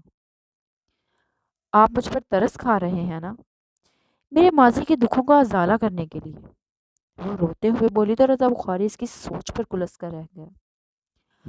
یار میں کیوں ترس کھا کر تمہارے قریب آؤں گا؟ تمہاری بے تکی سوچ پر مجھے سمجھ نہیں آ رہی کیا کہوں۔ جیسا تم سوچ رہی ہو ویسا کچھ بھی نہیں۔ وہ آرام سے اس کی آنکھوں سے آنسو صاف کرتے ہوئے بولا، میں نے کل اپنا ماضی بتایا جس پر آپ کو محسوس ہوا آپ میرے ساتھ زیادتی کر رہے ہیں، اس سے آج آپ مجھ پر مہربان ہو رہے ہیں۔ اس نے اب کھل کر وضاحت کی تو رضا کا دل کیا اپنا سر پیٹ لے۔ کوئی حال نہیں تمہارا بیوی، ٹھیک ہے جب تمہیں یقین آئے گا میں دل سے تمہاری طرف بڑا ہوں نہ کہ ترس کھا کر، تو پھر ہی تمہارے ساتھ کوئی تعلق بناؤں گا۔ ٹھیک ہے اب چپ کر کر سو جاؤ۔ اس طرح کے خناس کو دماغ سے نکال باہر پھینکو۔ وہ اسے اپنے برابر لٹاتے ہوئے بولا تو جیشا کو ایک نئی بے چینی نے آ گھیرا۔ رضا بخاری اس کے پاس ہی سے اٹھ گیا۔ اس وقت کہاں جا رہے ہو؟ وہ اسے دروازے کی طرف بڑھتے دیکھ کر بولی، سارا دن کچھ پلان بنائے تھے جس پر تمہاری بے تکی سوچوں نے پانی پھیر دیا، اس لیے اب اپنے دل کو معمول پر لانے کے لیے تھوڑا باہر کا چکر لگا کر آتا ہوں۔ یہ کہہ کر وہ دروازہ کھول کر باہر نکل گیا، اور جیشا اپنے آپ کو کوسنے لگی، لیکن سوچوں پر اس کا اختیار کب تھا؟ رضا بخاری کا بھی رویہ تو اچانک بدلا تھا۔ اب تک کے لیے اتنا ہی، پھر ملتے ہیں نیکسٹ ایپیسوڈ میں۔ اپنا خیال رکھیے گا اور اپنی قیمتی رائے سے ہمیں آگاہ کرتے رہیے گا۔ فی ایمان اللہ۔